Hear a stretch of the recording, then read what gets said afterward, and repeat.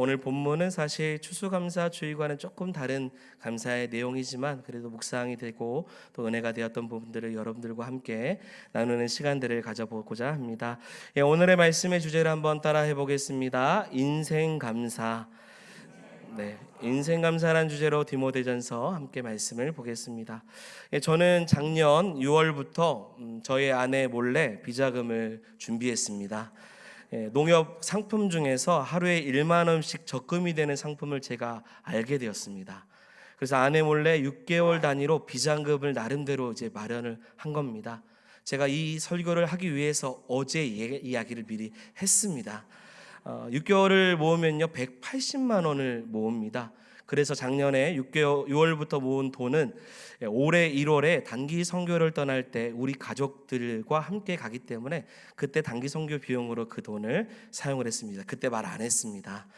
그리고 선교를 다녀오고 나서 또 6개월 동안 열심히 하루에 1만 원씩 모은 돈은 이번 여름철 휴가 때 일주일 동안 보내는 그 휴가비에 보태서 사용을 했습니다.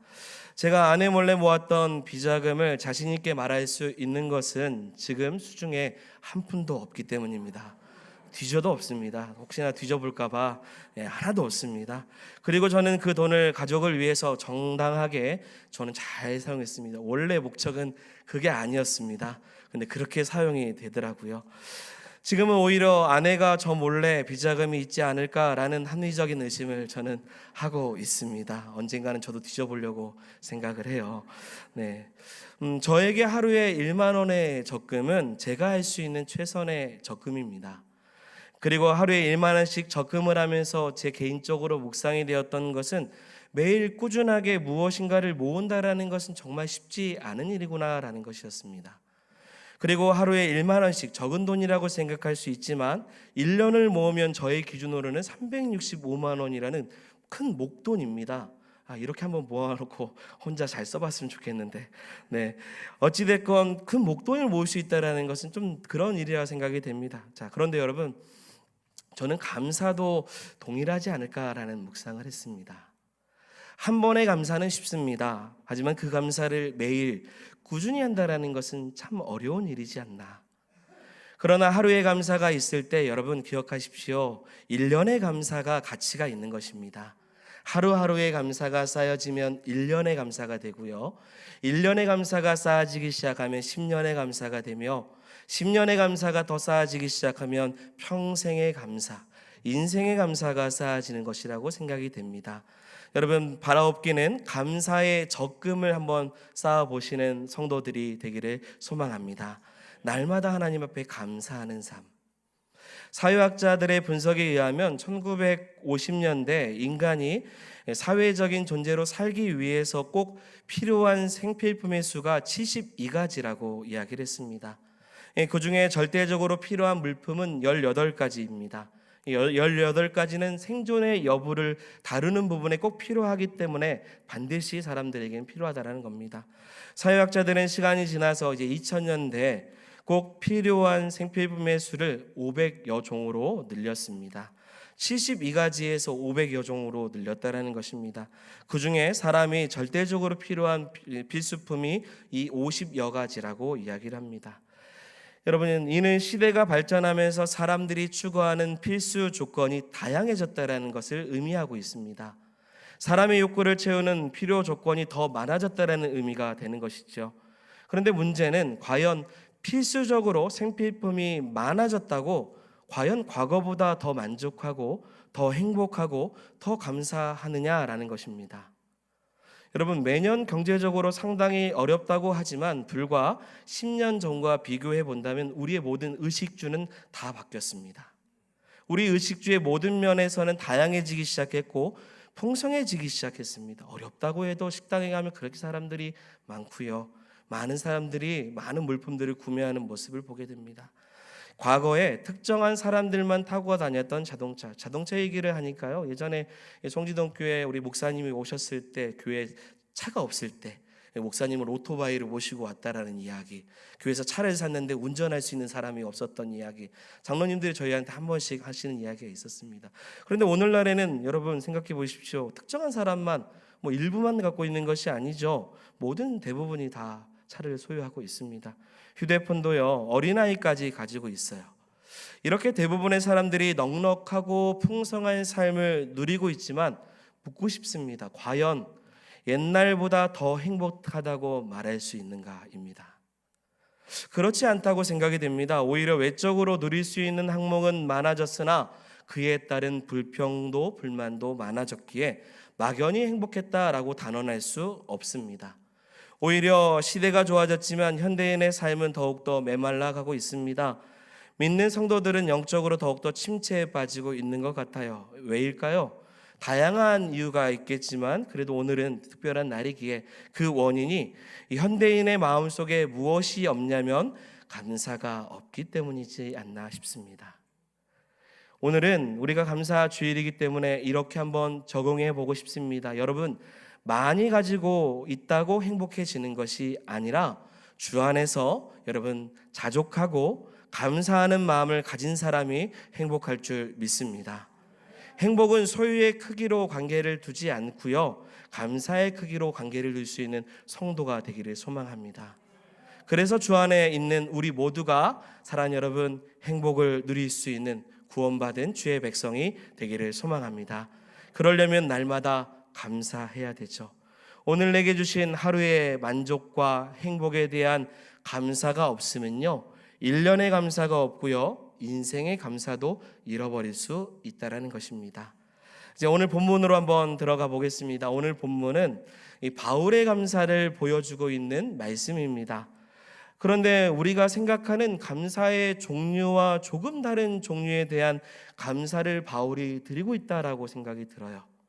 바울의 감사는 우리가 일상 속에서 경험되는 감사, 한 해 동안 누렸던 감사, 베풀으셨던 하나님의 사랑에 대한 감사, 이런 것보다 조금 고차원적인 감사로 평상시에 생각해보지 못했던 감사를 드리고 있다는 것을 알 수 있습니다. 그것은 바로 주님께서 자신에게 맡겨주신 어떤 감사냐면 직분에 대한 감사였어요. 지금 바울은 직분에 대한 감사를 하나님께 드리고 있습니다. 왜 직분을 가진 것에 대한 감사가 있었을까?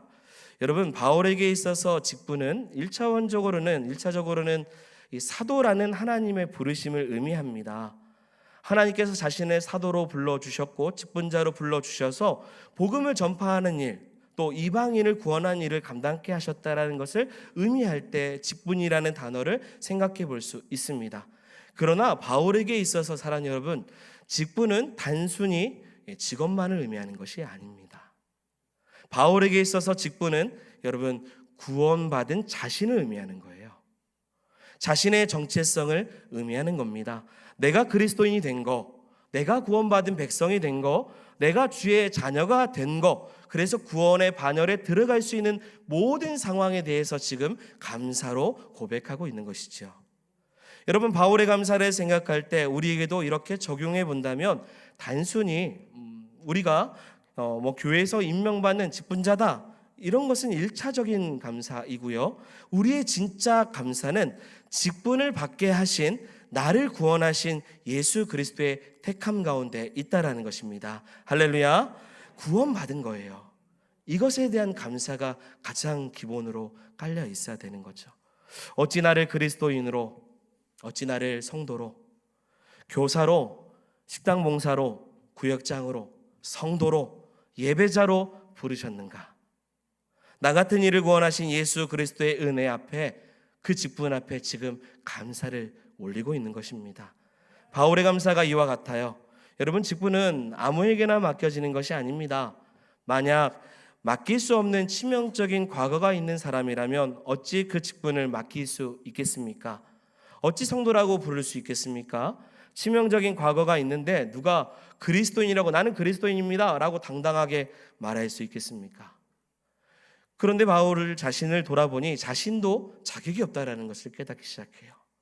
그래서 다음과 같은 고백을 합니다. 13절 보시면요, 내가 전에는, 같이 읽어보겠습니다. 내가 전에는 비방자요 박해자요. 아멘. 스스로 여기까지 고백을 하죠. 여기까지 그렇게 고백을 합니다. 이 표현은 자기 자신이 너무 잔인하고 악한 자라는 것을 말하고 있는 것이죠. 사실은 구원받을 자격이 전혀 없다라는 의미입니다. 그리고 자신을 돌아보면요, 자격을 가질 수 없는 치명적인 결함이 있다라는 것을 알았어요. 여러분, 이 고백은 바울만의 고백이 아니라 우리들의 고백이기도 합니다. 우리가 그렇지 않습니까? 구원에 대한 자격을 논한다면 누가 당당하게 주님, 제가 구원받을 만한 자격이 있습니다. 제가 오늘 주님 앞에 주일날 예배할 수 있도록 저는 예배 자리에 나올 수 있는 자격이 있습니다. 우리가 이렇게 자신 있게 누군가가 말할 수 있는 사람이 과연 여기 있겠습니까? 저에게 주신 직분, 저는 이거 받을 만한 자격이 있습니다. 누가 이렇게 말할 수 있냐라는 것입니다. 자, 그런데요, 우리는 오늘 이 자리에서 추수감사 주일 예배를 할 수 있다라는 사실에 감사하기를 소망합니다. 자격 없는 우리가 진정한 감사할 수 있는 것은 자격 없는 내가 무엇이간데 하나님을 예배할 수 있는 이 예배 자리 가운데 불러주시고 봉사하게 하셨냐라는 것입니다. 모든 것이 은혜이고 모든 것이 감사인 줄 믿습니다. 이 감사를 우리는 기억해 보는 거예요. 작년 재작년 제가 지금 올해까지 계속 감사에 대한 이야기를 할 때 일상에 대한 감사를 얘기했고 한 해 동안 베푸신 것에 대한 감사했지만 올해 표 주제 자체가 교회 공동체에 대한 이야기입니다. 그래서 우리에게 주시는 귀한 구원의 은혜, 또 자격을 따지면 직분의 은혜, 이 자격 없는 우리가 오늘도 예배할 수 있는 것이 감사라는 것이죠. 이때 자격 없는 우리를 향해서 주님은 13절, 14절인가요? 말씀에 이렇게 말씀하시죠. 내가 믿지 아니할 때 전혀 알지 못하고 행하였다라고 위로를 주십니다. 이게 무슨 말이냐면 바울이 이 주를 알지 못했을 때 그런 삶을 살지 않았냐? 예수님은 지금 위로해 주시는 겁니다. 긍휼의 마음으로 용납해 주시는 거예요. 이것은 바울이 자신의 과거의 행동을 합리화하기 위해서 말하는 것이 아닙니다. 예수님께서 진실로 바울의 약함과 죄성을 이해하시고 아껴주신 거예요. 축복해 주시고 용서해 주신 것입니다. 여러분, 하나님께서 우리의 약함을 아십니다. 우리의 넘어짐도 아셔요. 우리의 죄악도 아십니다. 본질적으로 우리가 어떤 사람인지 주님께서는 이미 다 알고 계십니다. 우리 약함에 대해서 그럼에도 불구하고 책망하지 아니하시고 판단하지 아니하시며 우리 주님은 우리에게 추궁하지 아니하시고 자격을 논하지 아니하시며 우리를 사랑해 주고 계십니다. 우리가 아직 죄인 되었을 때 그리스도께서 하나님의 사랑을 확증해 주시는 놀라운 축복으로 우리가 이 자리에 있다라는 것입니다. 오해하지 마십시오. 우리의 모든 죄를 묵과하신다라는 의미가 아닙니다. 죄에 대해서 자유롭지 못한 우리 연약함을 주님이 친히 동정하시고 우리가 주 앞에 나와 약함을 고백할 수 있도록 십자가를 바라보도록 긍휼의 사랑으로 베풀어 주셨다라는 거예요.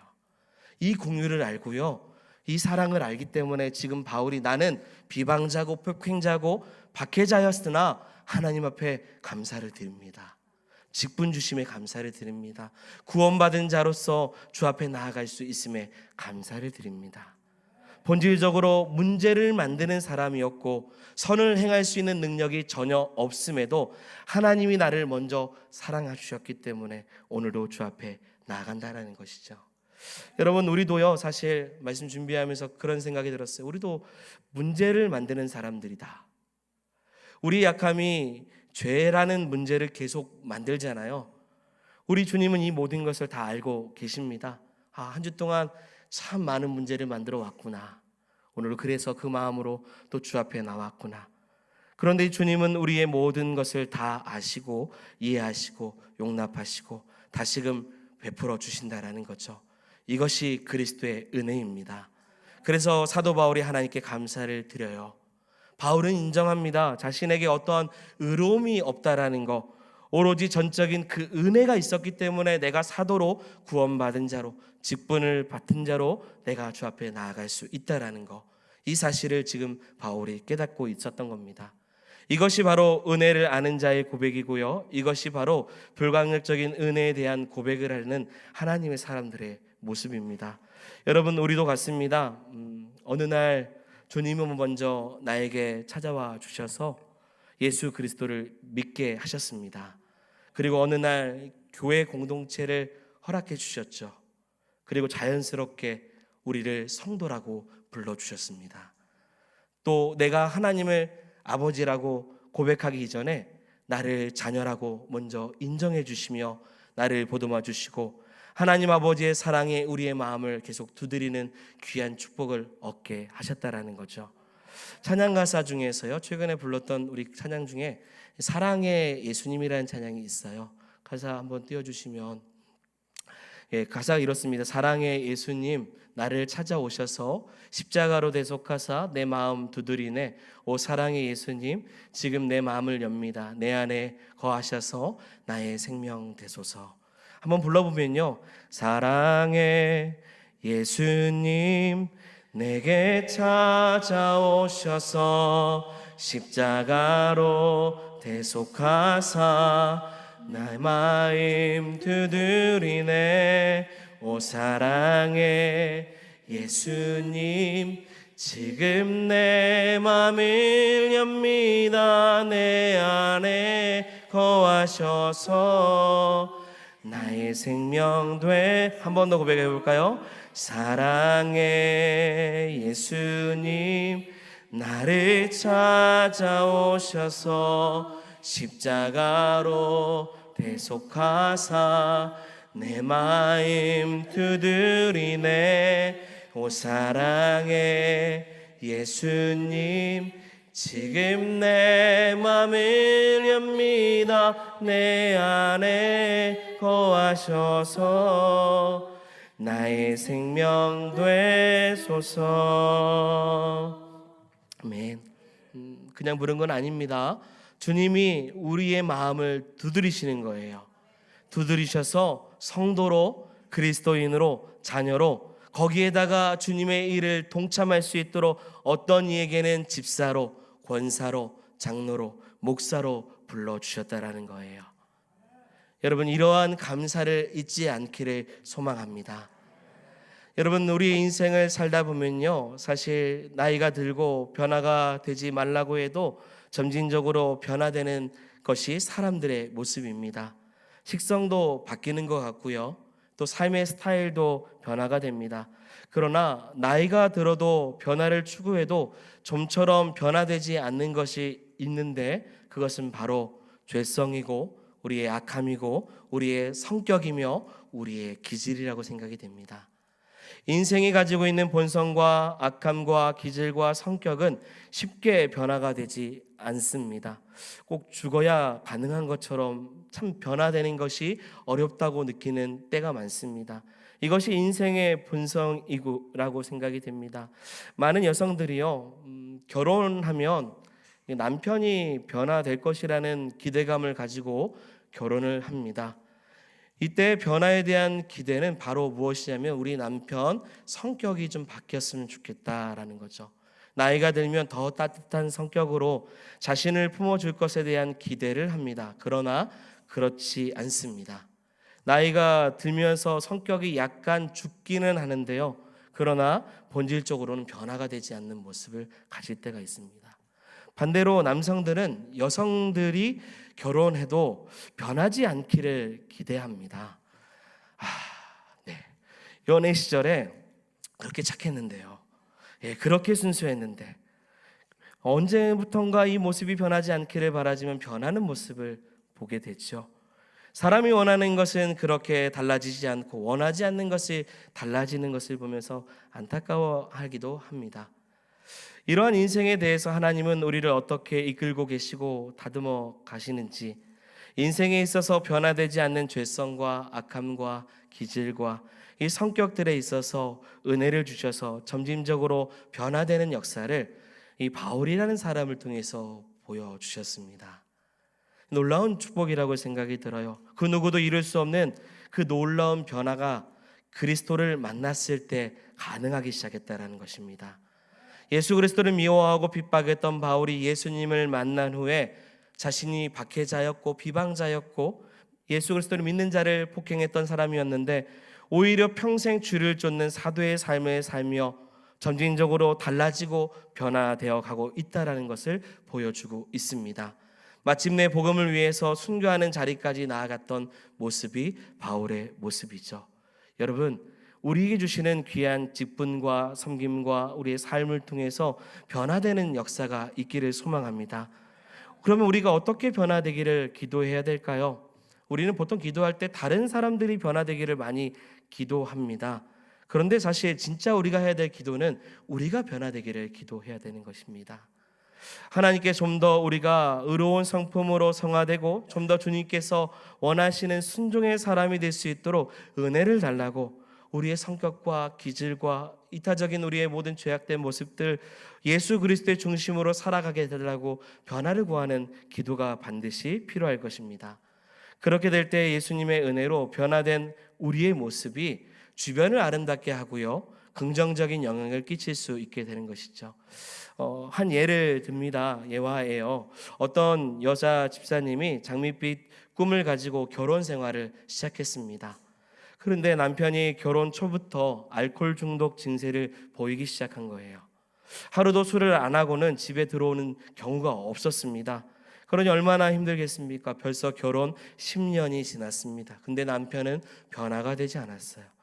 아내의 마음에 가슴앓이를 앓고 더욱더 그 마음의 고통을 겪기 시작합니다. 그 삶이 너무 힘들어 예수를 믿게 되었고 남편의 변화를 위해서 그 아내가 기도하기 시작했습니다. 하지만 여전히 남편은 달라지지 않아요.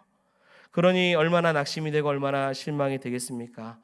어느 토요일 밤이었습니다. 남편이 변함없이 만신창이가 되어서 집 앞에 쓰러져 있었던 겁니다. 그런 남편을 침대에 옮기고 그 모습을 보고 있노라 하니 신세 한탄이 나오기 시작했던 겁니다. 자신의 처지가 너무 한탄스럽고 원망스러웠습니다. 그 원망이 점점 깊어졌고 분함이 되어서 한참 울기 시작했습니다. 그러다 갑자기 지난주에 목사님이 설교했던 내용이 생각이 났던 거예요.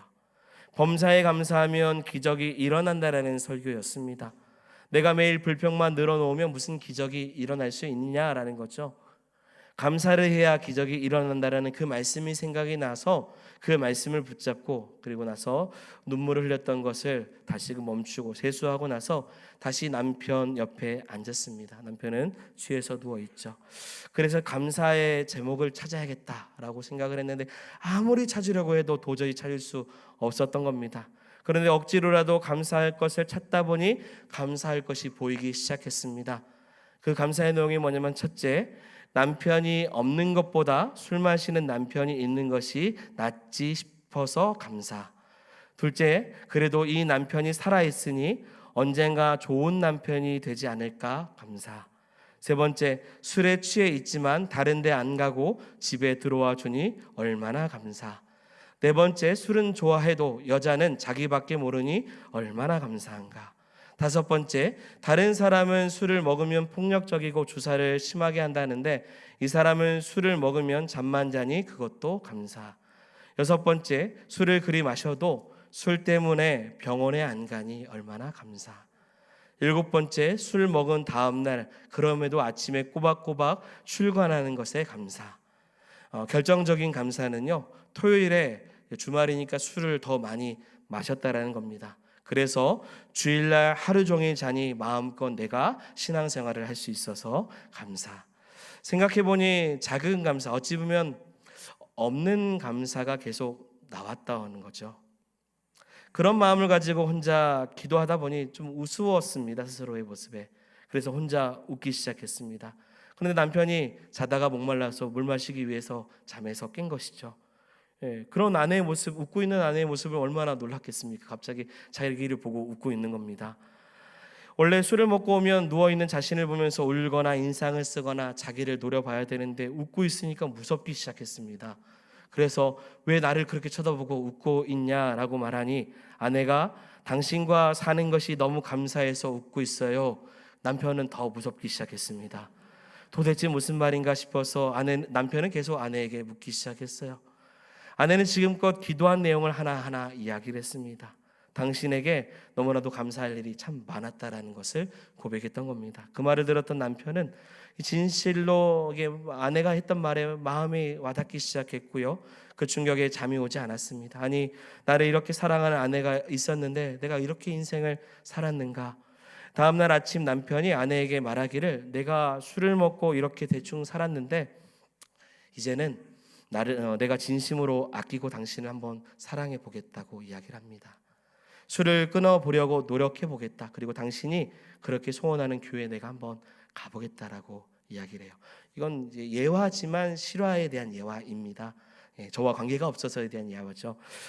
여러분, 그러면서 신앙생활을 하기 시작했고요. 신앙생활하고 2년쯤 지나자 그 남편이 내가 지금까지 사랑이 무엇인지를 잘 몰랐는데 당신 덕분에 하나님의 사랑이 뭔 줄 알았고 내가 당신의 사랑을 알았으니 앞으로 더 열심히 신앙생활을 해보겠다라고 고백을 했다라는 거예요. 이 말을 들었던 아내가 목이 메었기 시작했어요. 그리고 남편이 왜 이렇게 달라졌는가 생각해 보니 2년 전에 감사했던 마음으로 남편을 바라보고 하나님을 바라봤던 그 밤이 자신의 인생의 전환점이었다는 사실을 깨달았습니다. 상대방이 먼저 달라지기를 원하지 않고 상대방을 위해서 기뻐하고 상대방을 위해서 내가 그대의 있는 모습 그대로 받아주며 오히려 내가 변화되기를 소망하며 나아갔던 그 모습을 통해서 가정 안에 변화 역사가 일어났다는 것이죠. 우리는 변화되는 역사가 있기를 소망합니다. 그런데 다른 사람의 변화를 바라기 이전에 우리가 주 안에서 바울이 변화된 것처럼 그리스도의 사랑으로 변화되는 감사가 있는 성도가 되기를 소망합니다.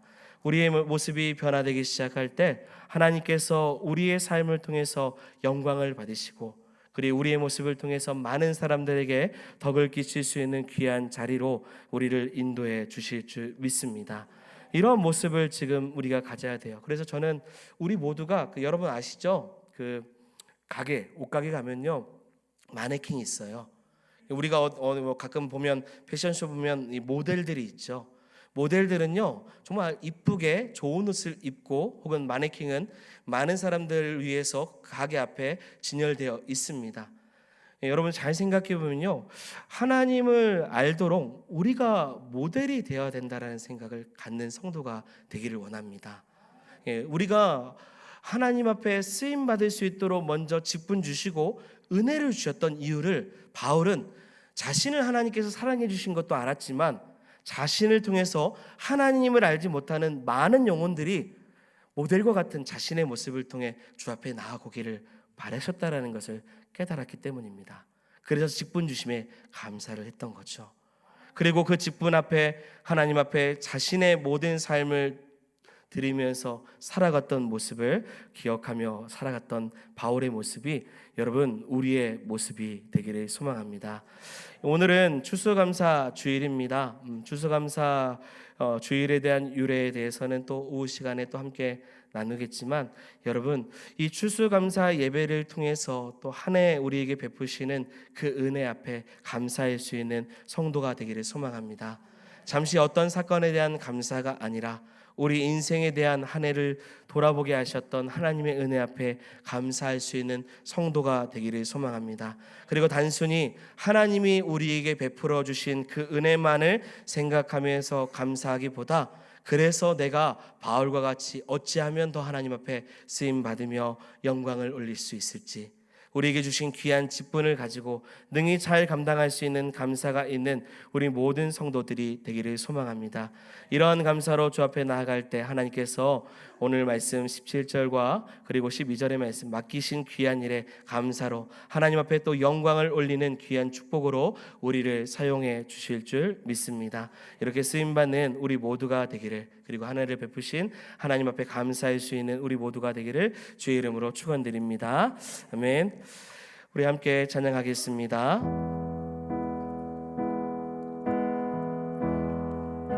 오늘 숨을 쉬는 것 감사 나를 구원하신 것 감사 내 뜻대로 안 돼도 주가 인도하신 것 모든 것 감사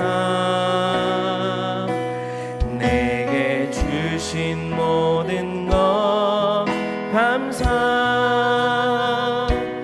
때론 가져가심도 감사 내게 고난 주셔서